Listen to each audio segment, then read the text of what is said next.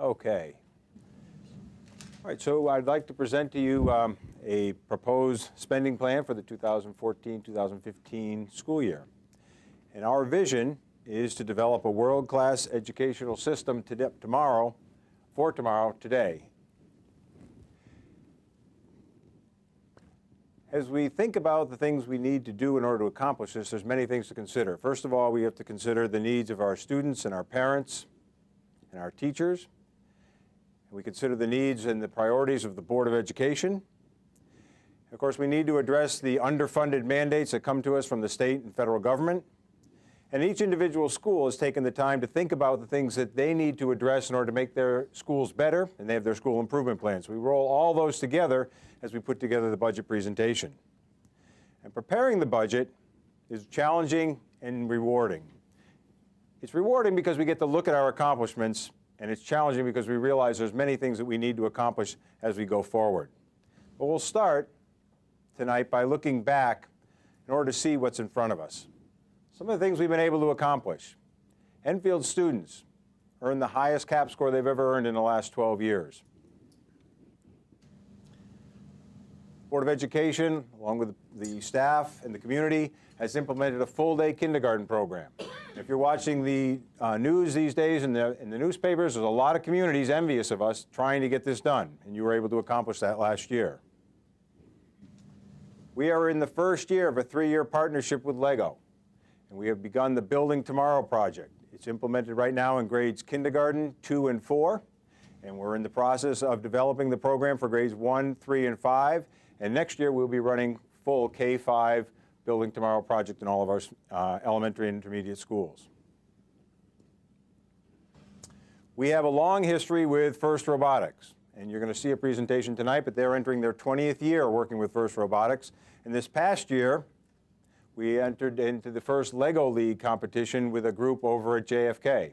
And as you'll hear about in the budget presentation tonight, we want to expand our experiences and give our kids more opportunities in the area of FIRST. We are building global connections. And tonight, in the very front row next to Ms. McKernan, is Dr. Soki Cho from St. John's University. She was here about a month ago with 8 high-ranking education officials from Korea.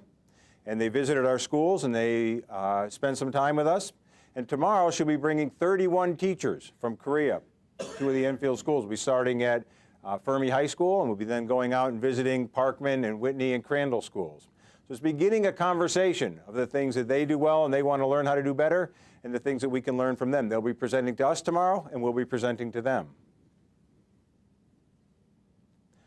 Our middle school was recognized by the National Association of Middle Schools as a School of the Year finalist last year.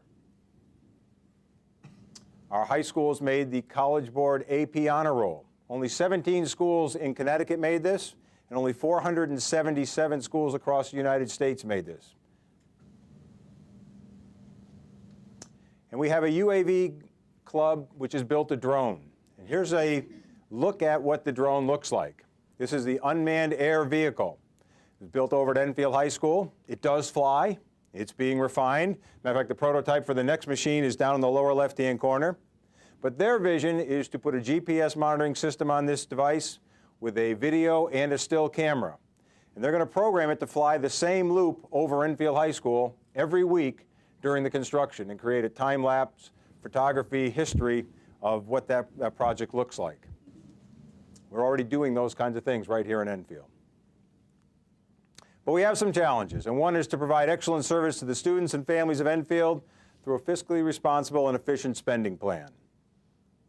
Specifically, we need to meet the individual needs of all students within the precious resources that we have.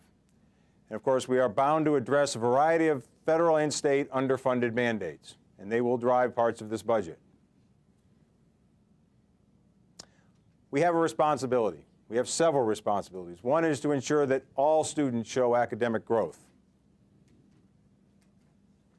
Every student must attain high-level content knowledge in humanities and STEAM subjects taught by expert teachers. Every student must have the opportunity to learn in a safe, individually designed learning environment.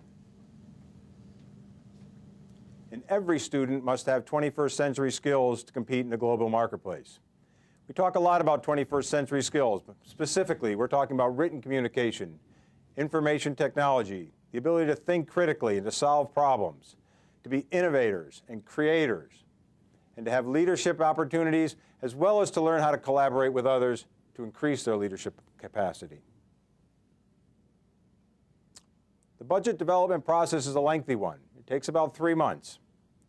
We start at the classroom level with teachers identifying the things that they need. And the teachers meet with principals and department chairs and they talk about that. Then the principals and department chairs make recommendations to the superintendent and the cabinet. And the superintendent refines and prioritizes their requests.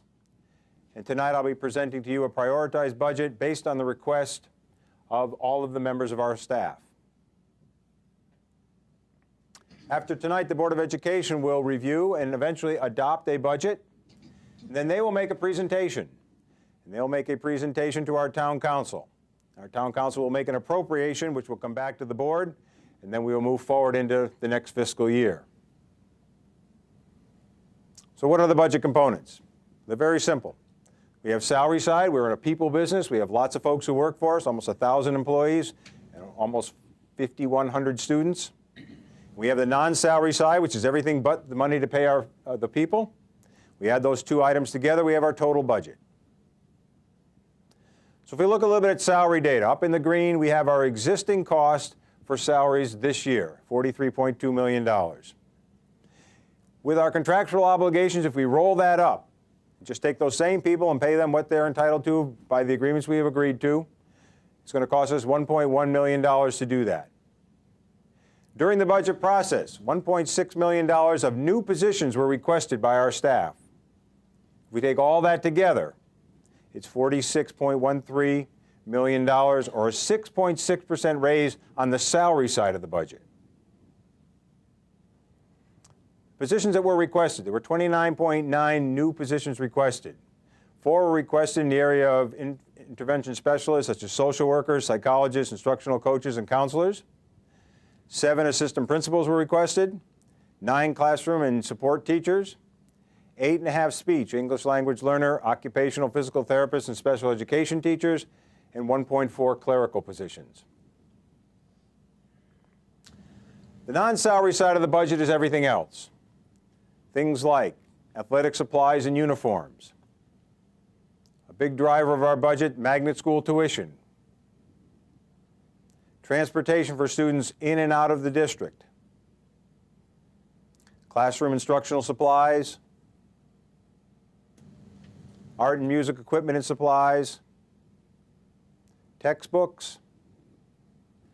And technology equipment and supplies. All those together make up the non-salary side of our budget. This year we're spending $21 million on the non-salary side. The roll-up costs are $1.7 million. We have new requests for $4.1 million of new things. That would total $26.8 million, or a 28% rise in that side of the budget. We put all that together, what are we looking at? Well, our total budget for this year is $64,262,157. Our roll-up costs are 4.5%. The requested needs, things that people asked for and made good arguments for, are another 9%. If we were to completely fund all the requests plus the roll-up, we would need $73 million, or a 13.64% budget increase. And this is where my work begins. I realize that balancing what our needs are and the ability of the community to pay wouldn't work at 13.64%. So we had to make some changes. Our greatest needs fall in 2 areas: enhanced professional capacity and STEAM education. And so all of the things that we're going to move forward tonight will be directly related to one or the other of these 2 items. We'll start with enhanced professional capacity. We believe every person will learn as long as we provide a pathway to that learning. We believe great teachers design learning experiences, not deliver curriculum. And we believe it is our responsibility, and our district must provide learning experiences for every person in our organization if we're to grow and if we're to enhance the professional capacity. Now, these 3 arrows that you see here are measurements that are being used by a lot of different people around the world in measuring the capacity of school districts. Human capacity, social capital, and decisional capacity. As you get a ranking on each one, if you were to plot a point where you fall on each one of those axes, and then you were to fill it in with a triangle. Where's my triangle? Here we go. You get an area. And the area covered by that triangle is the professional capacity of your organization. This triangle represents the area being covered by countries such as Finland and Korea. This area represents the area being covered by the United States. We have work to do. We have work to do to grow our capacity in a lot of different directions so that we can meet the needs of our students. Some of the ways that we hope to enhance our professional capacity. We need to add some positions. We need to add social worker and school counselors at our elementary level to address the needs and the challenges that our students face every day and their families face. We need to have them ready to learn when they come to school. We need to continue our monthly professional development. We need to tailor to the individual needs of every teacher. We need to promote teacher collaboration. We have to find opportunities for our teachers to observe each other and share best practices.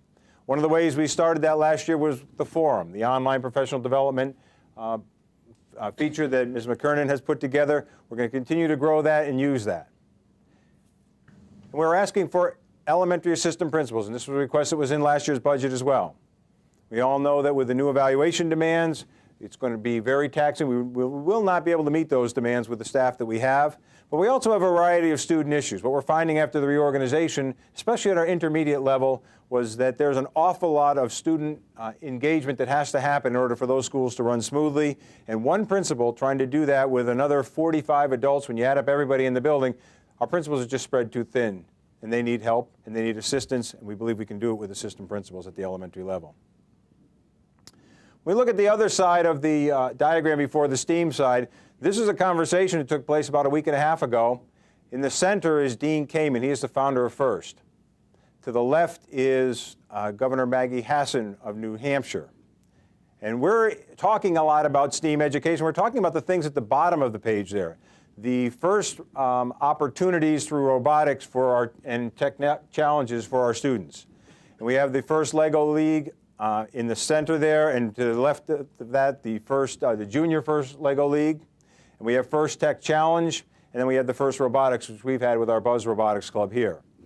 But one of the things the governor said while we were there speaking, she said there's going to be 46,000 STEAM-related jobs created in New Hampshire by 2018. And she said her goal was to not only educate the children in New Hampshire, but to be out in front and take the best and the brightest from the other states and bring them to New Hampshire. So we're going to talk in a minute about our roadmap to get our students prepared for those jobs. But before we do that, I want you to listen to Dean Kamen, because he's going to tell us a little bit about why STEAM jobs and this kind of technology and creators and innovators are going to be very important as we move forward.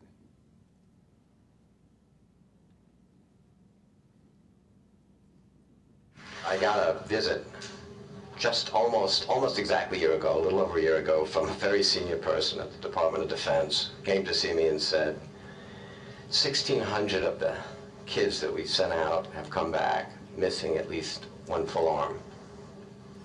Whole arm, shoulder dysartic. And we're doing the same thing we did for more or less that we've done since the Civil War, a stick and a hook, and they deserve more than that. And literally this guy sat in my office in New Hampshire and said, I want you to give me something that we can put on these kids that'll pick up a raisin or a grape off a table.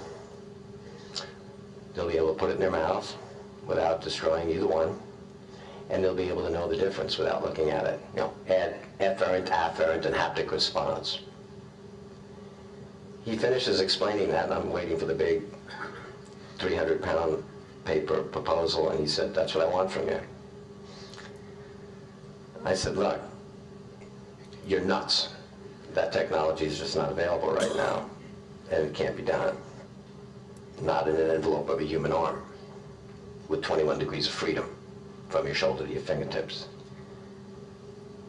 He said about 24 of these 1,600 kids have come back bilateral. You think it's bad to lose one arm? That's an inconvenience compared to having both of them gone.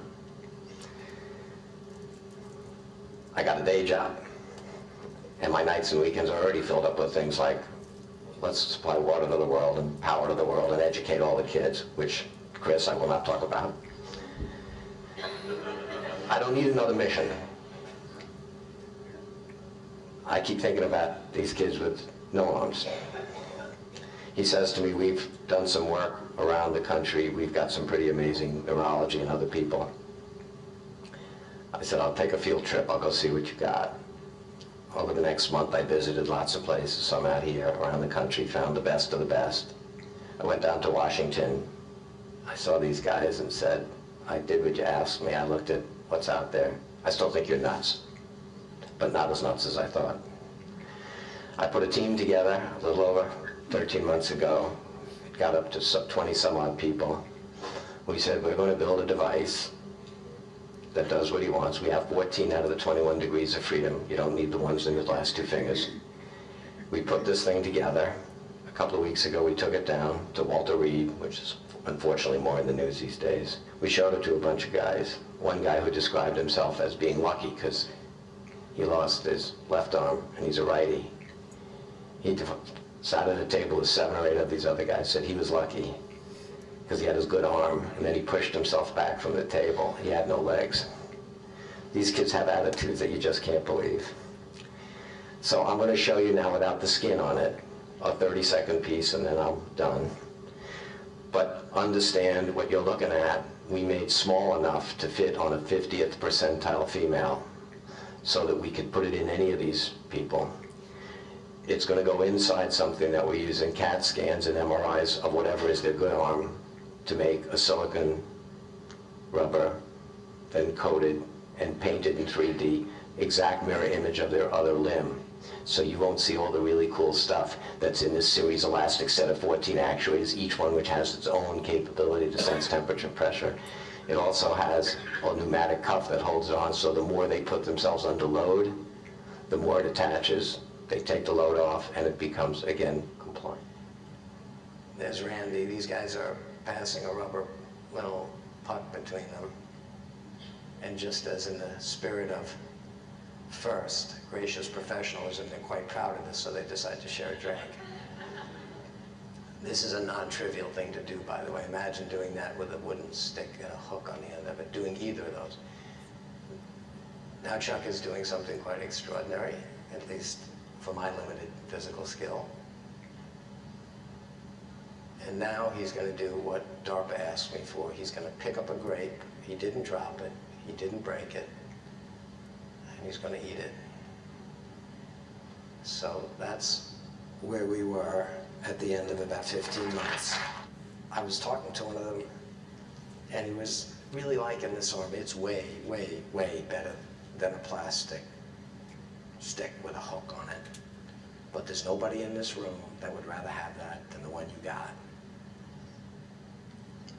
But I was saying to him, you know, the first airplane went 100 feet in 1903, the Wilbur and Orville, but you know what? It wouldn't have made an old pigeon jealous. But now we got eagles out there, F-15s, even that bald eagle. I've never seen a bird flying around at Mach 2. I think eventually we'll make these things extraordinary. And I said to that kid, I'll stop when your buddies are envious of your Luke arm because of what it can do and how it does it. And we'll keep working. And I'm not going to stop working until we do that. And I think this country ought to continue its great debate, whining and complaining, I'm entitled, you're a victim, and whining and complaining about what our foreign policy ought to be. But while we have the luxury of whining and complaining about who's paying for what and how much we get, the people that are out there giving us that great privilege of whining and complaining. I know what they deserve. Everything humanly possible. And we ought to give it to them. Dean Kamen talked about a lot of the 21st century skills. He talked about problem solving. He talked about creativity. He talked about collaboration. He talked about putting a team together. He talked about taking on things that weren't conceivable and weren't possible because we need to, because it's the only way we can move forward. Our roadmap to prepare our students for those kinds of challenges looks like this. We have things on the left side in the curricular area and things on the right side in the co-curricular area. We envision every student being exposed to the curricular enhancements and those that are really interested in this kind of work taking advantage of the co-curricular things. At the primary level, we have the Lego Build for Tomorrow project and inquiry-based science. We're going to offer the first Lego League for those children interested, as well as inquiry-based field trips. At the intermediate level, we have the Lego Creativity Centers and Science Inquiry Labs and project-based learning, co-curricular, first Lego League, Invention Convention, and more field trips. At the middle school level, interdisciplinary project-based learning, tech-enhanced science inquiry labs, pre-engineering design strand, and the Invention Convention at grade 6. In the co-curricular, the First Tech Challenge and First Lego League, STEM Girls Expo, interdisciplinary field trips, and the Da Vinci Art Math Club. And at the high school, in our brand new STEAM wing, Project Lead the Way, a variety of new STEAM electives, computer programming pathways, expanded AP and early college experience offerings, and a STEAM capstone project. And we have the ACE mentoring, partnerships with higher ed and industry, our UAV club, our first robotics opportunities, and internships out in the field. These are the things that will help us prepare our students to make this a better world and make them ready to take on all those jobs that are going to be available to them. So if you look at the total budget dollars, we had a request for $73 million. Through the work of myself and the Cabinet, we've removed $5.5 million from those requests. And we're presenting a budget of $67,463,196. If you look at the way that breaks out, $947,000 are needed to cover our salary increases. Our information technology increase is $536,000. In order to do the enhanced professional capacity things that we want to do, $834,000. Our STEAM initiatives, $97,000. All of the things on that non-salary side, those increases, $785,000. The budget would go up $3.2 million from last year, or a 4.98% budget increase. The impact. This budget recognizes the desire of the community to maintain a high-quality school district with limited economic resources. We know that families make decisions to relocate based on the quality and reputation of the school system. We believe we're building a high quality and a good reputation here in Enfield. We believe this budget makes Enfield one of the most fiscally responsible, respected, and forward-thinking communities in the state of Connecticut. So we started today by looking back so we could see what was in front of us. And we want to finish by looking both backwards and forwards. We're going to begin by looking back to August of 2012, at the first convocation we had since the Cabinet and I came to Enfield. I imagine all children and adults in the Enfield schools learning and growing at high levels.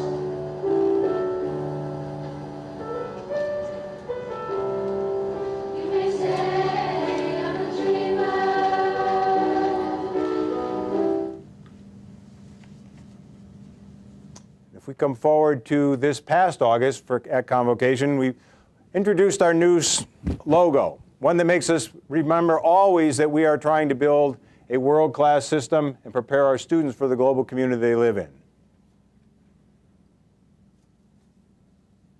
We can be the best in the world. So our students can be the best for the world. We can develop the next generation of creators, of innovators, and world leaders. In the center, we see Einstein. And Einstein told us we needed to think differently. And our students are going to have to think differently. They're going to have to think about machinery. They're going to have to think about making connections. They're going to have to think about more connections. And they're going to have to think about that on a global scale. They're going to have to think in that kind of streamline. That's the streamline of thinking they're going to need if they're going to be changing the world.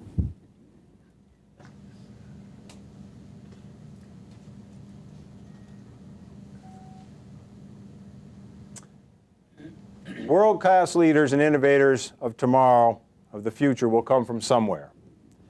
I believe it'll be our kids that change the world. And Nelson Mandela told us that education is the most powerful weapon with which we can change the world.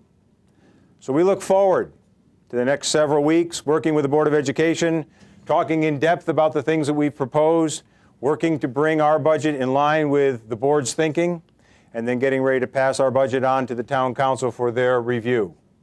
But it's a wonderful process. We believe that we can move our school district forward, and we're here to work with you. In the next couple of minutes, Mr. Dresick has a budget book for you. It has everything in detail for you to begin to review the budget. And while we're doing that, we're going to ask Mr. Barassa to come up and set up, because we have the folks from Buzz Robotics here, and they're going to give you a presentation on their club. So thank you for your time.